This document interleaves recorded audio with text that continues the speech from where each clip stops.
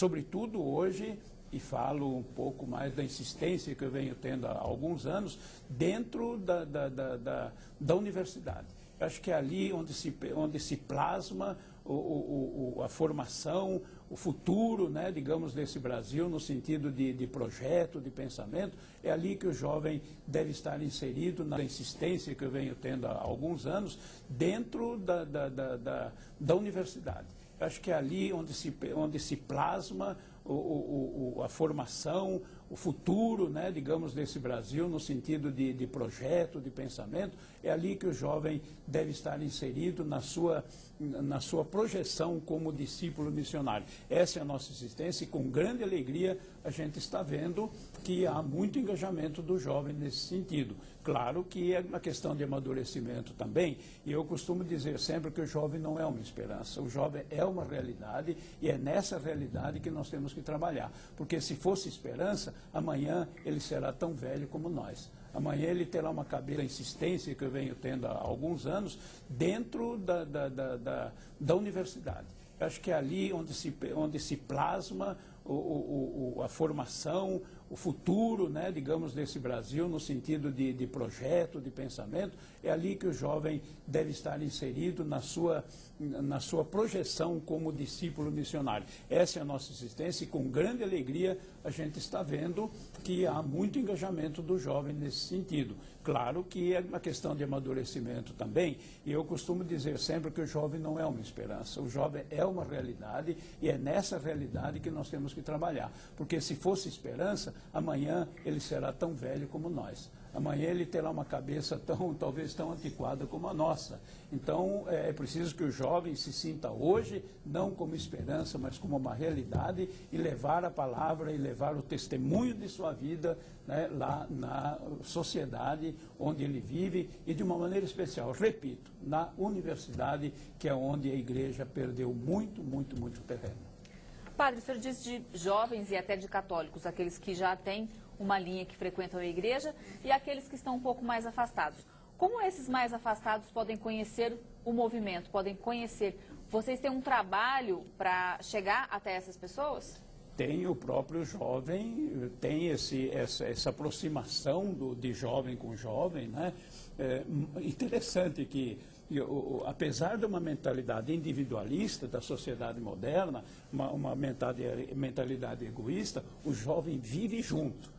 Isso é junto no bar, é junto nas aventuras, é junto no estudo, né? Junto. Então nós temos o jovem que pertence ao movimento, que trabalha com o movimento, ele tem uma oportunidade preciosa de fazer esse convite, né? De dar o seu testemunho de vida lá no meio dos seus companheiros. É verdade que nós não são muitos os jovens, mas já é bastante o número de jovens que está participando do movimento, e isso causa uma grande alegria e uma grande esperança para nós. É claro que se trata de uma convivência também, de alguma coisa mais tradicional, com alguma coisa que vem agora com novas sugestões, com novas perspectivas. E a gente se alegra muito com isso.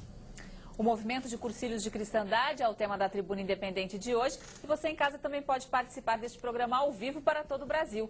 Mande a sua pergunta através do Telefax 0, código da operadora 17, 3355-8432.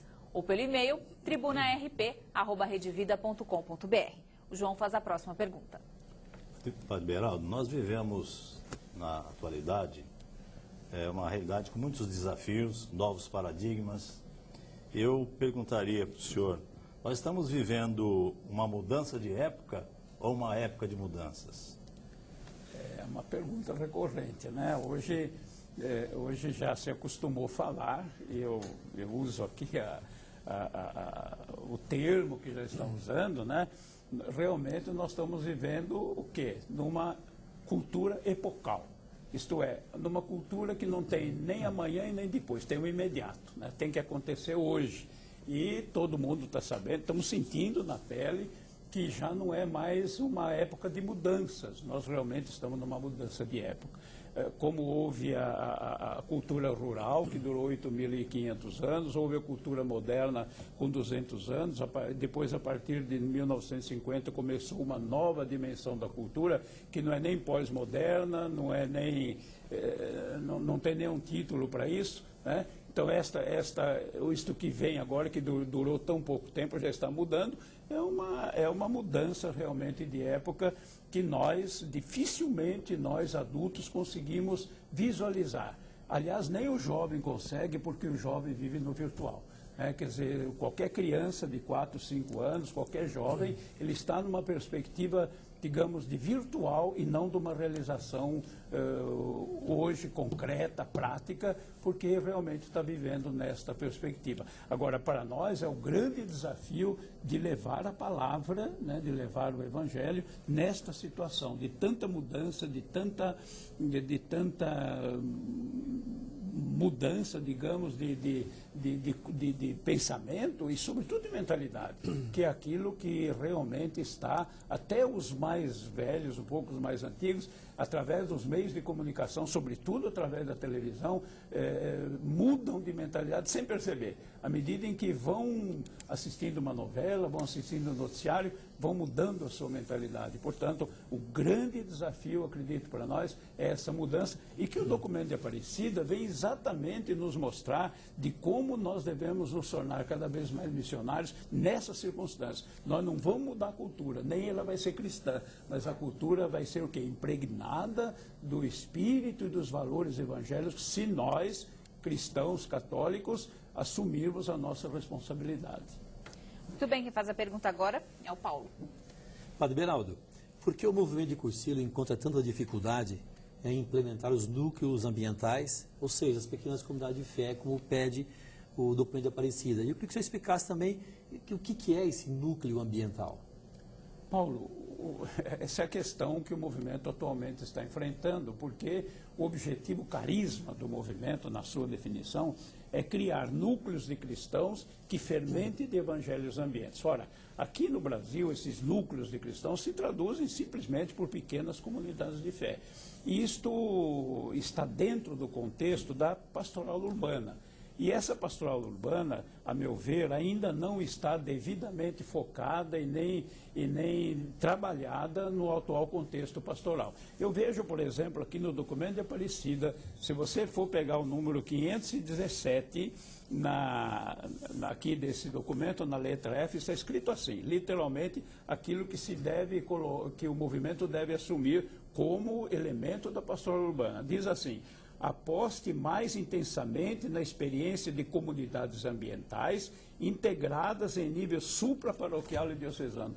Mais do que essa receita é impossível para o movimento. Então, o núcleo de cristãos, uma pequena comunidade de fé, nos ambientes, sobretudo nos ambientes de trabalho, onde haja 2 ou 3 pessoas com a mesma ideia, que não precisa nem ser cursilista, mas que é possível que tenha alguém cursilista lá dentro, que esteja imbuído dessa mentalidade, de colocar naquela realidade as sementes do verbo, como diz o Concílio Vaticano II, isto é, a mentalidade, o projeto, os valores, né, anunciados por Jesus, e como tal se comportar também. Não é preciso que aquele grupo apareça, mas aquele grupo está intimamente unido, né, pelos elementos da fé, com esse desejo de realmente transformar aquela realidade, ou melhor, levar para aquela realidade o semente da justiça, da fraternidade, da solidariedade, lutar por um salário justo, lutar pela igualdade de condições, lutar para que outros possam ter,